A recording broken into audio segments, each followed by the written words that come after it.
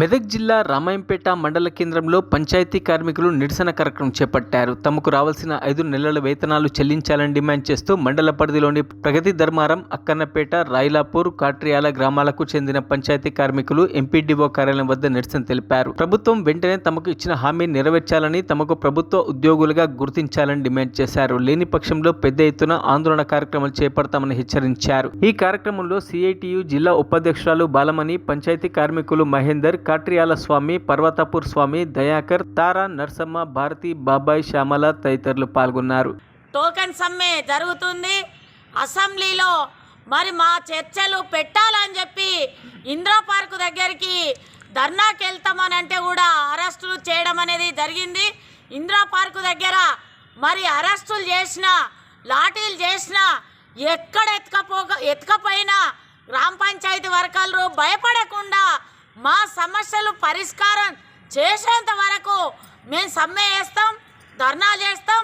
లాఠీలకైనా తూటాలకైనా అరెస్టులతోని మేము భయపడమని చెప్పి గ్రామ పంచాయతీ వర్కర్స్ ఈరోజు సమ్మె చేస్తున్నారు. ఈరోజు నుంచి రేపటి వరకు సమ్మె చేస్తున్నారు. వాళ్ళకి ఆకలి అవుతుంది. 5 నెలల నుంచి ఒక్కొక్క గ్రామంలో మరి వేతనాలు లేక రోజు పొద్దున లేస్తే గ్రామంలో చెత్త తీస్తున్నారు. ఎవరు చనిపోయినా వీళ్ళు ముందుంటారు. మరి వీళ్ళని పట్టించుకోకుండా రేవంత్ రెడ్డి ఇంకెవరిని పట్టించుకుంటాడని చెప్పి ఈరోజు సిఐటిగా మేము ప్రశ్నిస్తున్నాం. అదే కాదు, వీళ్ళని చిన్న చూపు చూస్తే ఉతికి ఆరేసడానికి కూడా మేము సిద్ధంగా ఉన్నాం. గత ప్రభుత్వాలు కార్మికులతో పెట్టుకుంటే మరి ఎవ్వరు ముందుకు రాలేరు.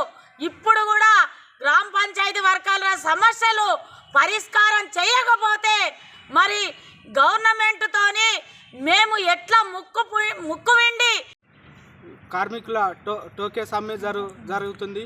27, 28 తారీఖు నాడు ఈరోజు రేపు టోకే సమ్మె జరుగుతుంది.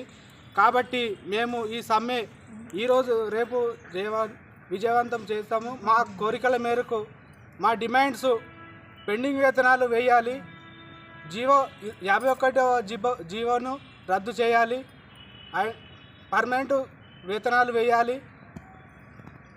గత ప్రభుత్వం మమ్మలను చిన్న చిలుకన చూడడం జరుగుతుంది.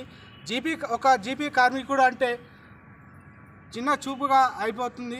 మాకు కార్మికులకు వేతనాలు లేవు, పెండింగ్ జీతనాలు లేవు, సబ్బులు లేవు, సరుకులు లేవు. మాకు జ్వరాలు వచ్చినా ఎవి వచ్చినా కానీ ప్రభుత్వం ఇంత పట్టించుకోవడం లేదు.